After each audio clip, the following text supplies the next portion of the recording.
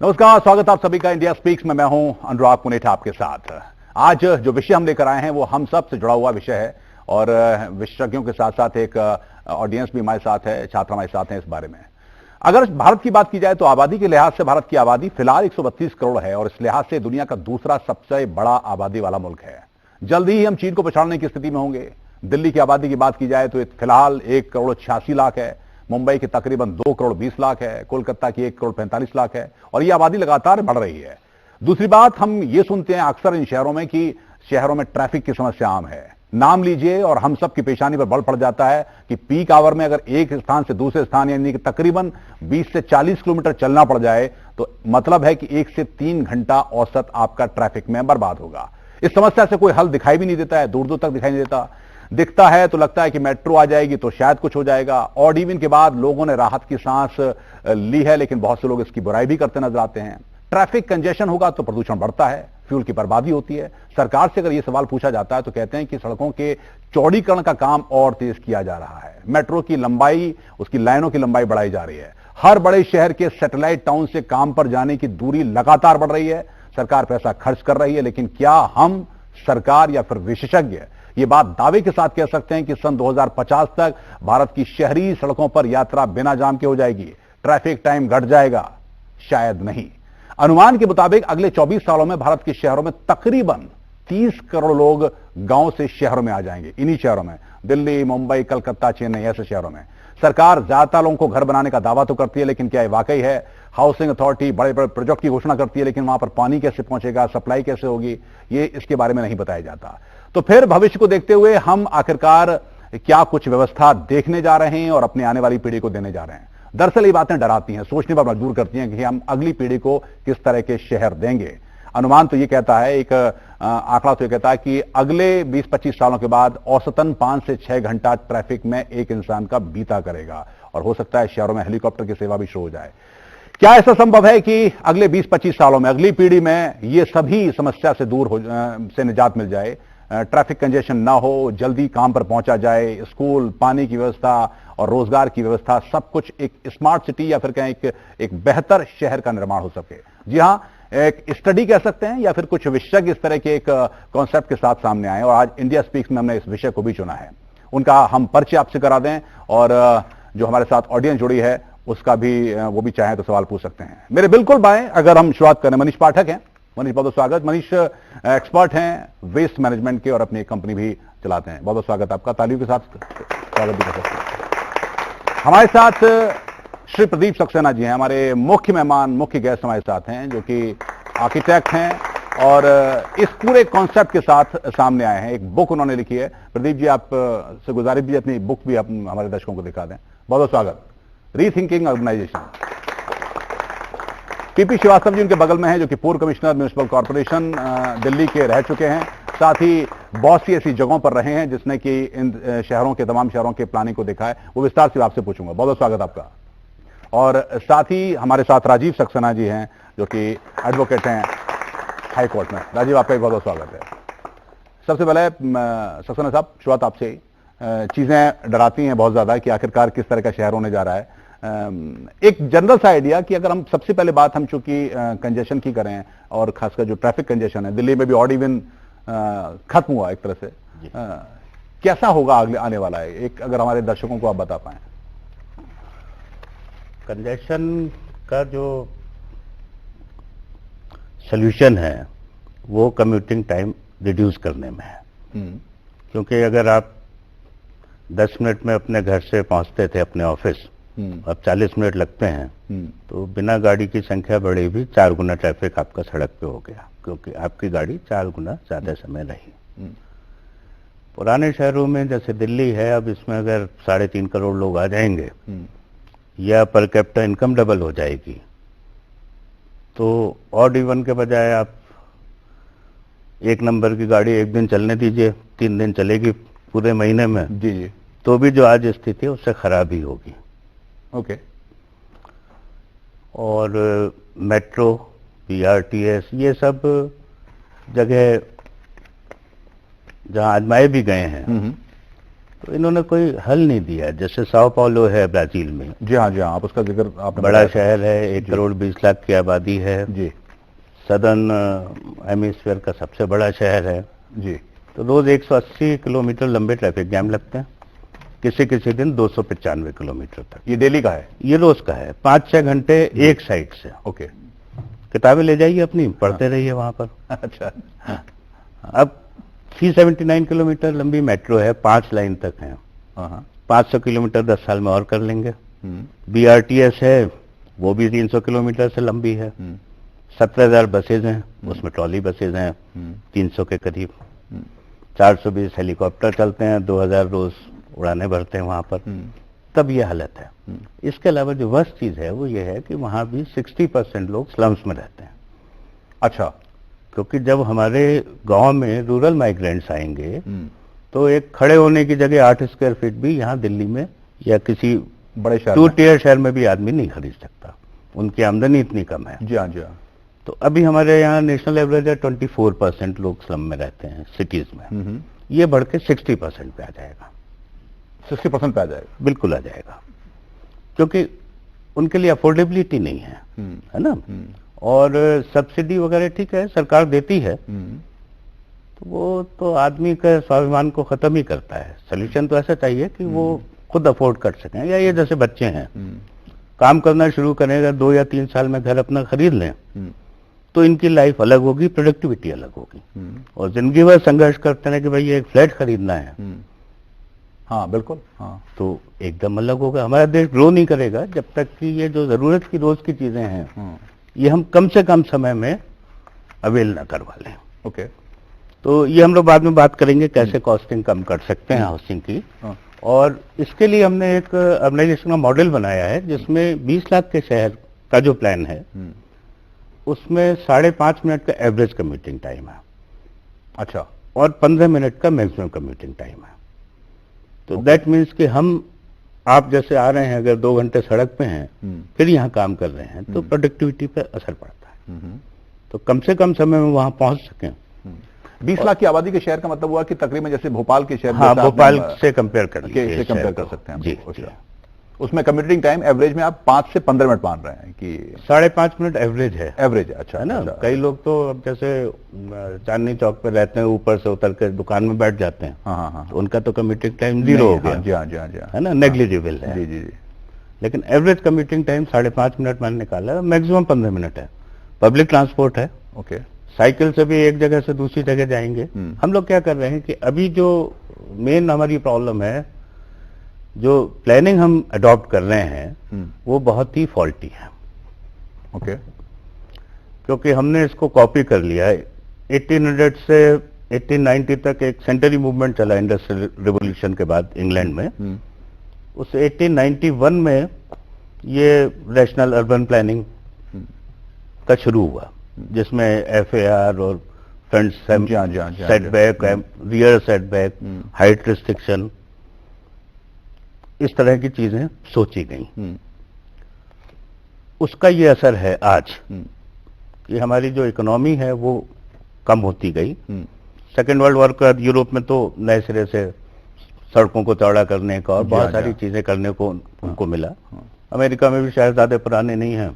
एक चीज आपसे पूछूंगा, जैसे आपने बताया कि अगर 20 लाख की आबादी का जो मॉडल आपके पास है, आमतौर पर शहर हम लोग जो एक आम शायद जनता सुनती है वो ये कि जैसे ही ये जब समस्या सामने आती है किसी भी अथॉरिटी, कॉर्पोरेशन या सरकार के सामने, वो 2-3 चीजें बताते हैं। सड़क को चौड़ा करेंगे, फ्लाईओवर्स बना देंगे, अगर ये 7 मंजिली रोड्स बना लेंगे जी दिल्ली में। हाँ। और दिल्ली की ज्यादातर जगह 7 मंजिली रोड नहीं बन सकती, हमारे ज्यादातर शहरों में नहीं बन सकती। हाँ, तो भी ट्रैफिक से आप नहीं दे पाएंगे। 7 मंजिला रोड बना ले भी आपका जो अभी ह्यूमन व्हीकल रेशियो है, हाँ, ये इससे 6 गुना तो डेफिनेटली बढ़ेगा।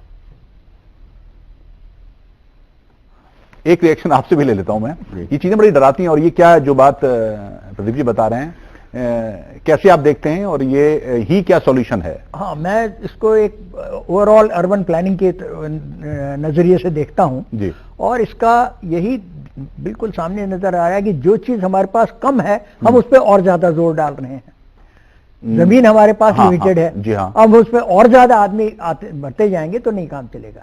इसलिए एक तो शहर डिसेंट्रलाइज होने चाहिए। हाँ। जमीन हमारे पास बहुत है। 52% हमारा कंट्री का एवरेज लैंड है, वो अवेलेबल है इस काम के लिए। जी हाँ, जी और तो शहर नए बन सकते हैं, नए शहर बनाना ये है। दूसरी चीज, एक ही हमने एक वेस्टर्न कॉन्सेप्ट जो कर लिया है वो ये कि लैंड यूज बस एक लिमिटेड कर दिया, यानी एक रिसोर्स हमारे पास जो स्केर्स है उसको हम सब ऑप्टिमल यूटिलाइजेशन, पुअर यूटिलाइजेशन कर रहे हैं। ओके। इस शहर में जो इन्होंने बनाया है प्रदीप जी ने, उसमें आपको जमीन को पूरी तरह से यूटिलाइज किया जाएगा। ओके। और कम जमीन में ज्यादा हो जाएगा काम। लोगों को कहीं पर जाना है, ये क्या जरूरत है कि आपके दफ्तर एक जगह हो और मकान रहने का कहीं और हो? इंटीग्रेटेड कॉम्प्लेक्स ही नहीं हो सकता। वो होने से एकदम कम हो जाएगा। फिर आप यहां सड़क पे देखिए रोड रेज हमारी कितनी होती है, कितने रोड एक्सीडेंट होते हैं, कितनी जाने जाती हैं इसमें। हम उस पर न करके मैंने जड़ को नहीं सींच रहे हैं। इस कॉन्सेप्ट में जड़ को पानी दिया गया है। ओके। और न कि पत्ते धोए खाली। तो इसमें आपको जो जहां जरूरत है, जो जहां पर लोग सबसे ज्यादा जाते हैं, वो सबसे नजदीक है। जहां महीने में, साल में 1-2 बार जाना होता है, जैसे एयरपोर्ट जाना है, रेलवे स्टेशन जाना है, वो थोड़ी सी दूर है। लेकिन सब जगह आपको वो चीज मिल जाएगी कि आप 5, 5.5, 10-15 मिनट के अंदर आप सही जगह पर पहुंच सकें। ये एक इसमें चीज दी गई। मतलब जैसे आपका कहना है कि जिन चीजों का कम उपयोग होता है, एयरपोर्ट हो गया, रेलवे स्टेशन हो गया, वो शहर के बाहर हो, वो शहर के बाहर, लेकिन दूसरे शहरों से इक्विडिस्टेंट, ताकि कम्युनिकेशन का। हमको प्लानिंग सुधारनी पड़ेगी। प्लानिंग सुधारने में ये है कि हम जो वेस्टर्न थॉट्स पे चल रहे हैं और सारे शहरों में प्लानिंग कर रहे हैं, इसके बजाय हमारा 8000 साल का है अर्बनाइजेशन का इतिहास। जो शहर हमारे यहाँ 8000 साल पहले, 6000 साल पहले बने, वो यूरोप में 400 साल पहले भी वैसा कोई शहर उतना अच्छा नहीं बसा। जी। हमारे पुराने शहरों में 2-3 मंजिली बिल्डिंग के साथ 250 से 350 की डेंसिटी होती थी। अब हमारे यहाँ जो शहर हैं, इसमें 25 से लेके 80 तक की डेंसिटी हम अचीव कर रहे हैं। जैसे भोपाल शहर है, 613 स्क्वायर किलोमीटर है, 18 लाख की आबादी है। जी जी जी। तो डेंसिटी हुई। अब इसको दूसरी तरह देखिए। ओके। 30 लोगों का मतलब ये हुआ जी कि 1 हेक्टेयर में 10,000 स्क्वायर मीटर होते हैं, 1 लाख से ज्यादा स्क्वायर फीट। और 30 लोगों में 6 फैमिलीज हुई। डिवाइड कर लीजिए। अगर 15,000 स्क्वायर फीट की जगह शहर में रखी गई है एक फैमिली के लिए, तो वो दिखती कहाँ है? हाँ, ठीक बात है। वो दिखती इसलिए नहीं है क्योंकि हमारी प्लानिंग गलत है। आपके स्टूडियो में वहां से उठाकर मैं दरवाजे के सामने रख दूं, इधर कर दूं, और यूं आपको सर्कस रूट से ले जाऊं, तो होगी परेशानी। अच्छा, यही हम लोग आमतौर पर कर रहे हैं, थोड़ा सा यही हम लोग कर रहे हैं। हम लोग आमतौर पर यही पढ़ा रहे हैं इंस्टीट्यूशंस में जी, और यही प्लानर्स कर रहे हैं। हम लोग बनाते हैं डीपीआर, सरकार से पैसा लेना है, तो ये बना देंगे कि सब यहाँ पे इतनी मोटी पाइपलाइन होगी, ये नहीं करेंगे कि पानी कहाँ से आएगा। जी बिल्कुल, एक राजीव जी से रिएक्शन कैसे आप देखते हैं इनको? और ये प्लानिंग की अगर है तो कितना फीजिबल प्रैक्टिकली जो कि चीजें देखा गया, और जैसे ये कह रहे हैं कि एक लिमिटेड बजट में उसको रीयूजेबल बजट या फिर कहें कि उसमें शहर की प्लानिंग हो सकती है। मैं दिल्ली का निवासी हूँ 1960 से, और दिल्ली के बदलते रूप मैंने बहुत देखे हैं। और मैं देख रहा हूँ दिल्ली के अंदर मेट्रो भी आ गई, वो भी आ गई, लेकिन फिर भी लोगों का मन दिल्ली से बाहर भागने का, जैसी छुट्टी होती है भागने की सोचते हैं। जी हाँ, जी हाँ। और ट्रैफिक कंजेशन में और टेंशन में बहुत गुजारा निकलता है। इस मॉडल को मैंने भी जब स्टडी किया तो मैं एस्टॉनिश हो गया कि ऐसा कैसे मॉडल हो सकता है कि जिसमें ना तो कोई ट्रैफिक जैम हो, पॉल्यूशन हो ही ना, बच्चे आराम से खेलते हुए कूदते हुए पाए जाएं, और हमें ये डर ना हो कि बच्चों बाहर दूर मत जाओ, टकरा जाओगे साइकिल। जी हाँ, जी हाँ, जी हाँ। और पानी की समस्या ना हो, ऐसा इमेजिन मैं सोच रहा था कैसे होगा। और हमेशा हम सोचते हैं दूर दराज बढ़िया सा गांव में ऐसा मकान हो, वैसा हो, कहां से छूटे हैं, हिल स्टेशन पे पहुंचते हैं तो सोचते हैं बड़े बड़ी सुकून की जिंदगी है। अगर शहरी ऐसा बन जाए और गांव के लोगों की समस्याएं जो है दिन पर दिन बढ़ती जा रही है, दूध आ रहा है 200 किलोमीटर से, सुबह सब्जी आ रही है कहां से, और सड़ रही है, खराब हो रही है, इन सब चीजों को जूझते हुए देख रहा हूं मैं, और बढ़ती जा रही है। घटती नहीं जा रही, बढ़ती जा रही है। बिल्कुल, हाँ। तो ये सोच करके मुझे लगता है कि हमें फिर सोचने की जरूरत है। ये सोच हमारी जरूरी है कि हम अर्बनिज्म के बारे में सोचें, क्या कौन सा शहर चाहते हैं हम, कैसा होना चाहिए, और नकल ना करें।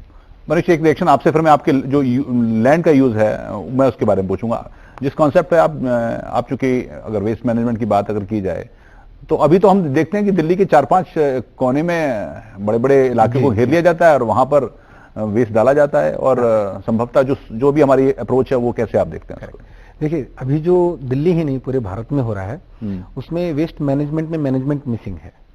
हम ट्रक पे लाते हैं और ट्रक से ट्रांसपोर्ट करते हैं, so it is waste transportation at best, there is no management at. Okay, management का मतलब अगर मैनेजमेंट होता तो वो पहाड़ नहीं बनते। लेकिन अच्छा ये है कि हम अभी भी जग जाएं तो ठीक हो जाएगा। सबसे बड़ी बात जो है, आप अगर अपने शहर को बढ़ाते चले जाएंगे, 2800 करोड़ रुपए आप खर्च कर रहे हैं सिर्फ यहाँ पर एक साल में ट्रक वालों को देने के लिए कि कूड़ा उठा के यहाँ से वहां फेंक दो, उसके बाद होगा क्या आपको पता नहीं है, और उस पर अलग से योजना बनाते हैं, फिर डीपीआर बनता है। और जब कुछ नया आप करने के लिए जाते हैं तो सबसे पहले जो हमारे यहाँ करने वाले लोग हैं उनके मन में आता है पहले कहाँ हुआ है। तो ये पहले कहाँ, ये सबसे बड़ी समस्या है। सबसे पहले हमारे यहाँ ही हुआ था, प्रदीप जी बता रहे थे 8000 साल पहले का इतिहास। तो हम जब शहर को अंधाधुंध बड़ा कर देंगे तो सड़कों पर, और होता क्या है, एक ट्रक अमूमन आपके 40, 50, 60, 70 किलोमीटर दूर जा रहा है कूड़ा ढो करके।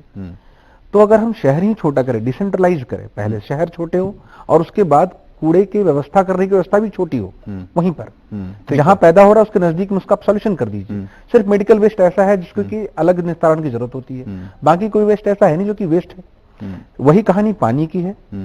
अब अगले कुछ समय में ऐसी नौबत आ जाएगी कि शहर डेजर्ट होंगे, जिनके आज मोहल्ले में कहते हैं कि हमारा घर 35 करोड़ का है, उसकी कीमत एक दिन में 1 रुपया होगी जिस दिन पानी नहीं रहा। ये बात प्रदीप जी ने हालांकि बताई थी कि दिल्ली का मान लीजिए बहुत पॉश इलाका, जीके इलाका, GK1 या GK2 या फिर साउथ दिल्ली का इलाका जहाँ बड़े बड़े करोड़ों के घर हैं, अगर उनकी आज से 20-25 साल बाद अगर पानी नहीं होगा तो फिर क्या कॉस्ट?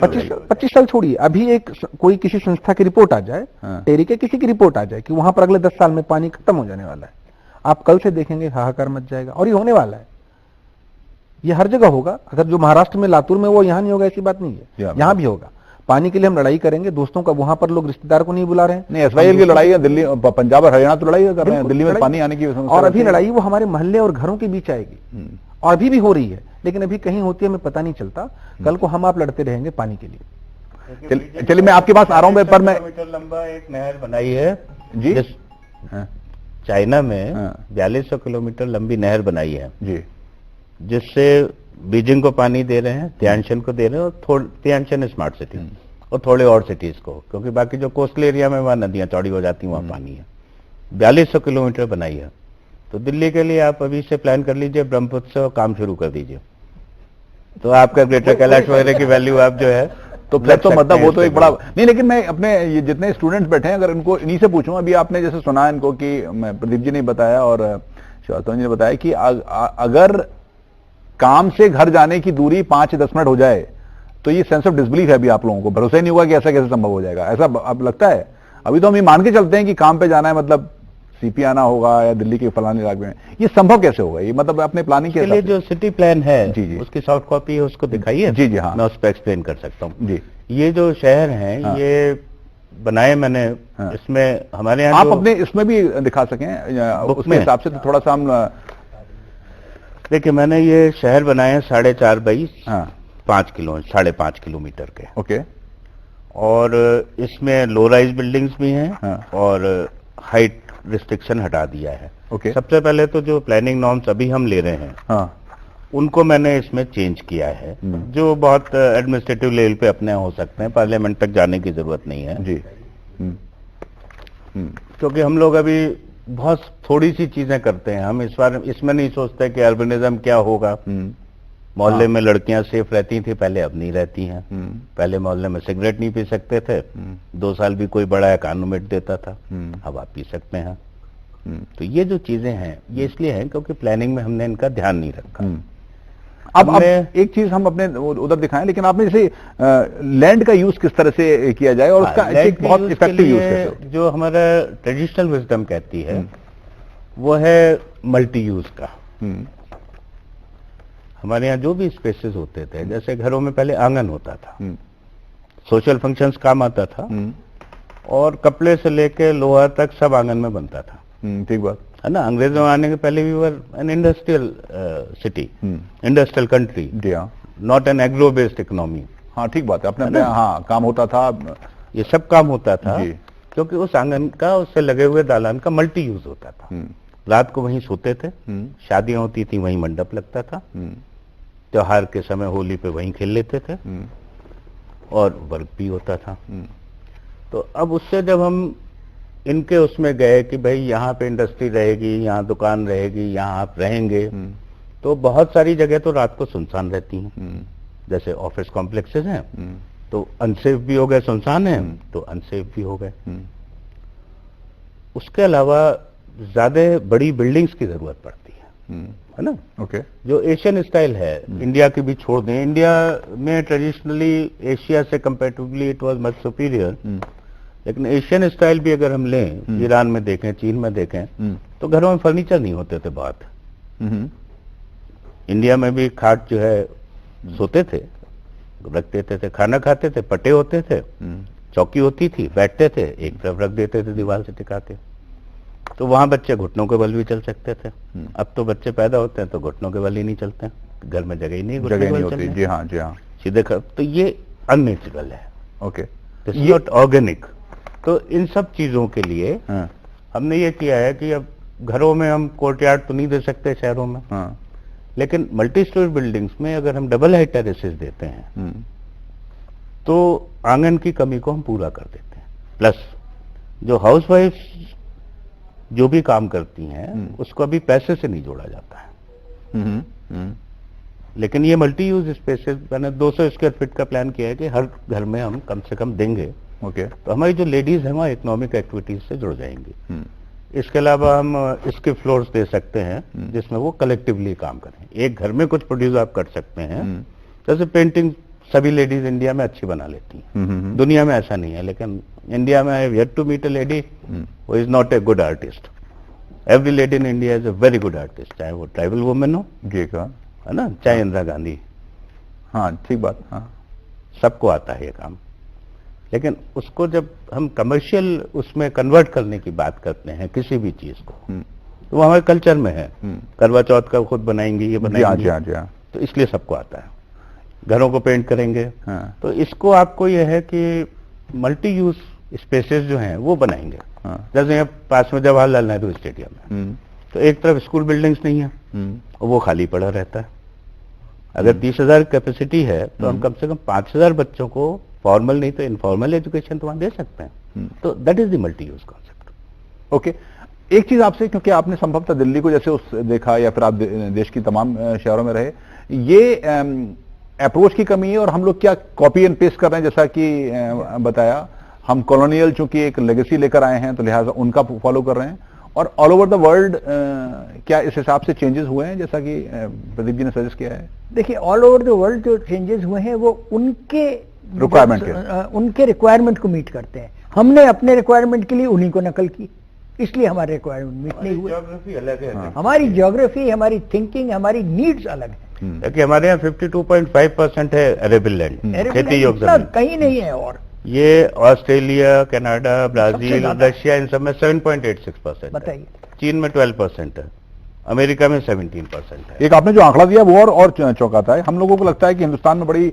जो डेंसिटी वाला, मतलब इंडिया में जो 383 नेशनल ज्योग्राफिक का जो 2007 का मेरे ख्याल में एडिशन है प्लस का, 2007 का, उसमें 25 कंट्रीज की लिस्ट दी है जो सबसे ज्यादा पॉपुलेटेड है, मोस्ट क्राउडेड प्लेस। हाँ, उसमें इंडिया का नाम नहीं है। मतलब ये मुझे लगता है कोई भरोसा भी नहीं करेगा, ऐसी है। लेकिन उसके बाद भी मैं जानता हूं जो और भी हैं। लेकिन जब इसको एक ऐसी जमीन पे जितनी आपके यहाँ रहने योग्य है उससे कंपेयर करेंगे तो हम तो 150 में भी नहीं आते कंट्रीज में, क्योंकि चाइना 12%, 15% जगह है जहां आदमी रह सकता है, हमारे यहाँ 52.5% है।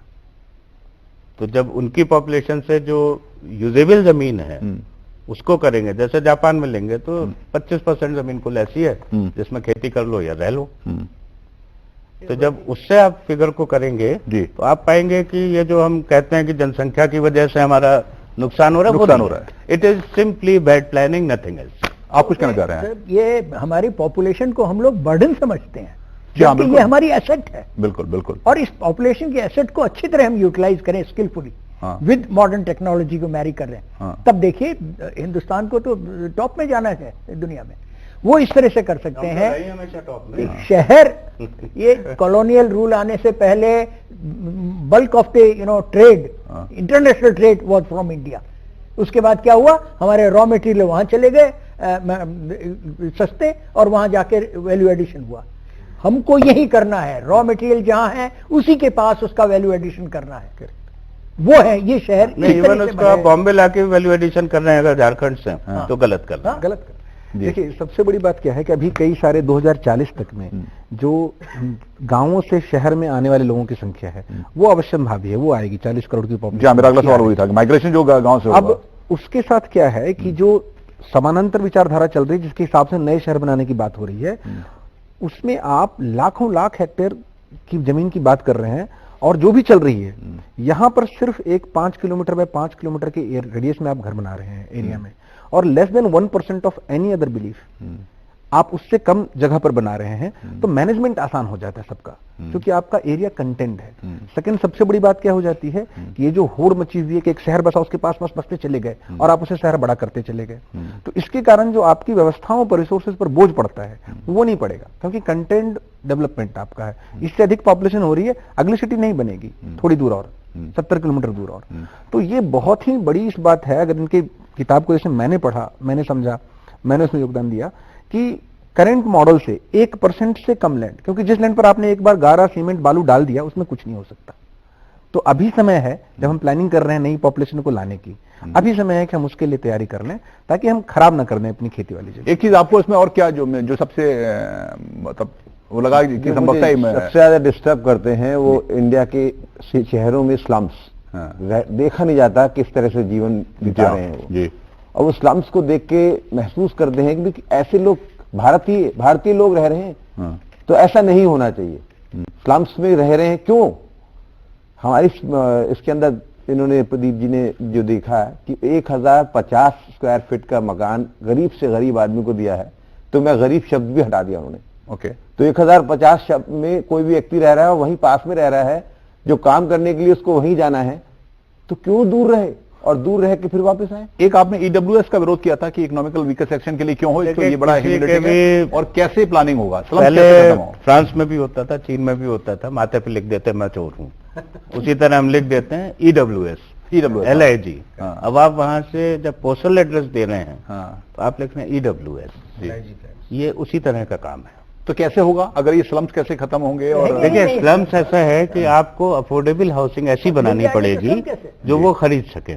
ओके, और अभी 27% के करीब टैक्स गवर्नमेंट का कंस्ट्रक्शन पे है डायरेक्ट, लेकिन इनकम टैक्स आप देके फिर घर खरीदते हैं तो वो भी 20-30% हो जाता है। जब आप घर खरीद लेते हैं 8-10% आप रजिस्ट्रेशन पे और खर्च करते हैं, फिर इनडायरेक्ट टैक्सेस और हैं। तो जगह जगह से टैक्स कलेक्ट करके फिर सब्सिडी दे रही है गवर्नमेंट। ये वैसी सब्सिडी है जैसी पेट्रोल और डीजल की है, ये उससे बल्कि ज्यादा खराब है। अगर इनको जैसे इंडस्ट्रीज को हमने कर दिया था टैक्स हॉलीडे, अगर हम इन सिटीज के लिए टैक्स हॉलीडे कर दें, अच्छा, तो हम 4.5 लाख रुपए में 150 स्क्वायर फीट का घर बना सकते हैं, क्योंकि घर में सबसे ज्यादा कीमत है जमीन की। ये हम बना रहे हैं सबसे सस्ती जमीनों पे। ओके, सड़क और रेल पहुंचा देंगे 30-35 किलोमीटर के लिंक्स में। तो हमने जमीन की कॉस्ट कम कर ली। फिर कंस्ट्रक्शन में अगर गवर्नमेंट ड्यूटी कम कर ले तो हो सकता है।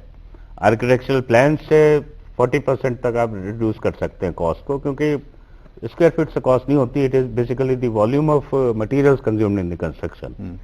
सो they can be done with A proper use of applied geometry. Okay, और उसके बाद बैंक्स के जो लोन का है तो हम कंस्ट्रक्शन की स्पीड अप कर सकते हैं। जब एक ही जगह कंस्ट्रक्शन करेंगे तो जो ट्रांजिशन पीरियड है कंस्ट्रक्शन इंडस्ट्री वो खत्म हो जाएगा। नहीं, पर एक ही लेबर ओरिएंटेड से आप मैकेनाइज्ड उसमें आ जाएंगे। तो जब आप मैकेनाइज्ड में आएंगे तो बिल्डिंग आप अमेरिका में 20 मंजिली 6 महीने में बना रहे हैं, हमारे यहाँ 3 साल 5 साल बना रहे हैं। उतने समय ब्लॉक है। और उसके अलावा जो हमारा आदमी है वो उनसे 6 गुना कम काम कर रहा है। ठीक है, तो ठीक है, डॉलर स्ट्रांग हो गई। तो जब उसको हम 6 महीने में बना पाएंगे तो जो पूंजी का उसमें ब्याज है वो भी कम होगा। तो ये हाई टर्नओवर और लेसर प्रॉफिट पे लोग काम कर पाएंगे। तो इस तरह से हम इसकी कीमत को अफोर्डेबल उसमें ला सकते हैं। इससे बहुत डिटेल स्टडी है। हालांकि मैंने बुक में भी थोड़ा सा दिया है। तो चूंकि देखा है कि 1 घंटे में तो ये प्रोग्राम में आपकी स्टडीज को समेटना बड़ा मुश्किल है। लेकिन एक चीज और है कि आज सरकार का जोर, हालांकि आप एग्री नहीं कर रहे थे, आजकल सरकार का जोर स्मार्ट सिटी पर है। पर ये तो टोटल अगर एक तरह से देखा जाए नए शहर की प्रॉपर प्लानिंग और उस हिसाब से की जाए तो ये तो डिफरेंट हो गया ना थोड़ा सा। स्मार्ट का मतलब ही है।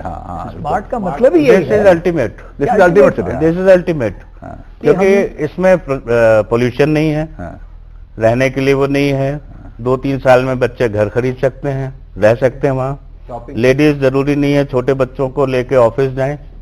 छोटे बच्चे एक सवाल आ गया हम लोग, क्योंकि हम लोग अब लगभग प्रोग्राम के आखिरी उसमें पड़ा पे हैं। हाँ, पूछिए अपना नाम और बस। My name is Mir and sir आप लोग जो कर रहे हो वो रियली अप्रिशिएटेड है सर, लेकिन फॉर मोर ब्राइटर फ्यूचर के लिए हम फ्यूचर में एजुकेशन फ्री नहीं कर सकते।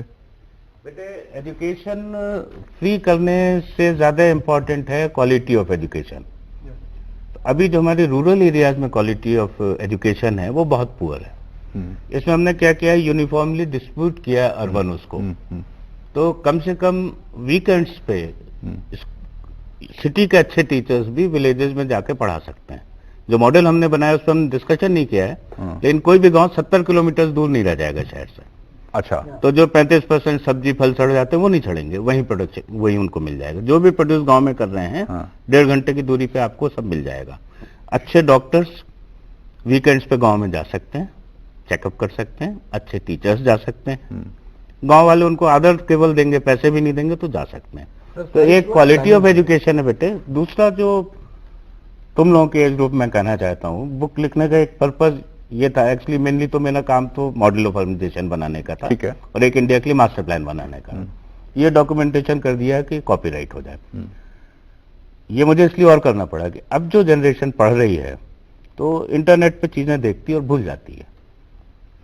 इस तरह के काम के लिए बेटे रिटेन करो चीजों को, उसको कंपेयर करो। किताब में जो लिखा उसको सच मत मानो। गौतम बुद्ध ने कहा था कि जो देखा है, सुना है या लिखा हुआ पढ़ा है जरूरी नहीं है कि सच है। उसकी विवेचना करो फिर कहो कि ये सच है। तो वो आप विवेचना तब कर पाएंगे जब चीजों को रिटेन कर पाएंगे। वो आजकल खत्म हो रहा है, वो तो इंटरनेट खत्म हो रहा है, क्योंकि आप एग्जाम दे के आए 4 घंटे बाद अगर फिर एग्जाम लेंगे तो उससे कम नंबर आने। और फिर दूसरी बात है गूगल ने एक सवाल इधर से फिर उधर से लेते हैं, जल्दी सवाल।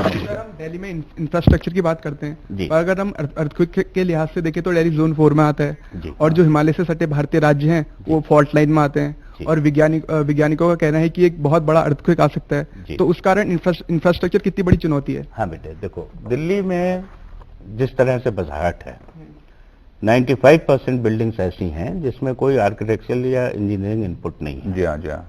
इन शहरों में एक भी बिल्डिंग ऐसी नहीं होगी जो अर्थक्वेक आने पे डैमेज हो सके, क्योंकि उस हिसाब से बिना उसके ये बनेगा नहीं। अब रहा सवाल कि दिल्ली में क्या होगा या क्या होगा, इंफ्रास्ट्रक्चर पे क्या होगा।